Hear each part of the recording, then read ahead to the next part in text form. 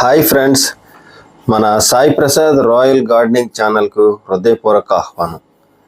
Friends, ఈరోజు ఒక అద్భుతమైన పండ్ల మొక్కను చూపించబోతున్నాను. ఈ మొక్క సరైన విధంగా పెంచితే కొద్ది సంవత్సరాలలోనే మన ఇంట్లో రుచికరమైన ఆరోగ్యపరమైన జామ పండ్లను కోయవచ్చు. కానీ చాలామంది ఈ పొరపాటు చేస్తారు.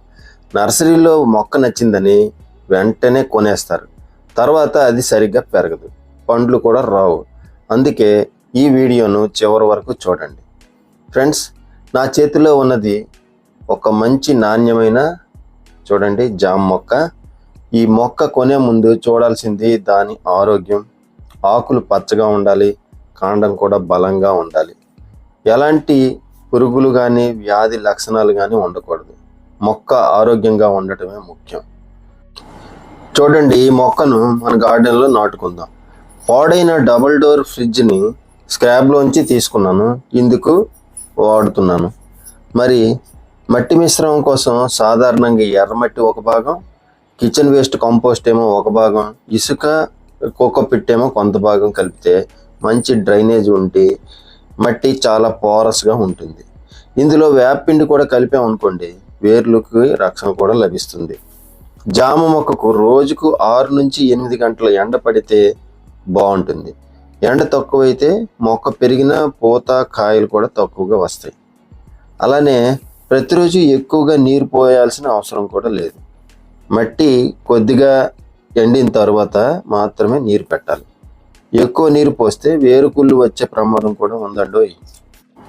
ఇక ఎరువుల విషయానికి వస్తే నెలకోసారి ఆవు పేడ కంపోస్ట్ కానీ లేదంటే కిచెన్ కంపోస్ట్ కానీ వేస్తే మొక్క చాలా ఆరోగ్యంగా పెరుగుతుంది.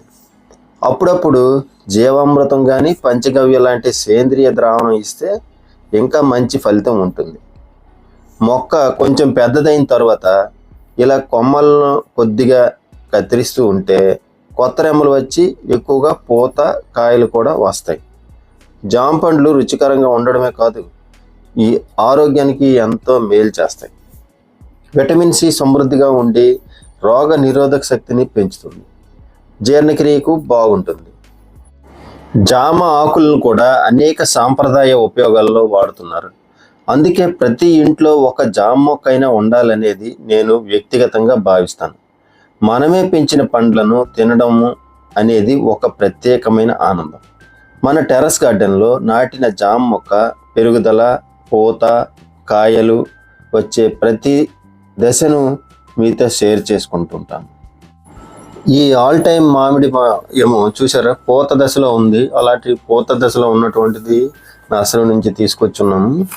దాన్ని ఏమో జంటిల్గా కవర్ని రిమూవ్ చేసిన తర్వాత ఎర్రమట్టిని గట్టిగా ఉన్నటువంటి దాన్ని తీసేసాము. చూడండి, మట్టిని లూజ్ చేసేసి చక్కగా పాటింగ్ చేసుకోవాలి. చూడండి, అలా చేసిన తర్వాత చూసారుగా, పాటింగ్ చేస్తున్నప్పుడు వేర్లు డిస్టర్బ్ అవ్వకుండా జాగ్రత్తగా పాటింగ్ చేసుకోవాలి.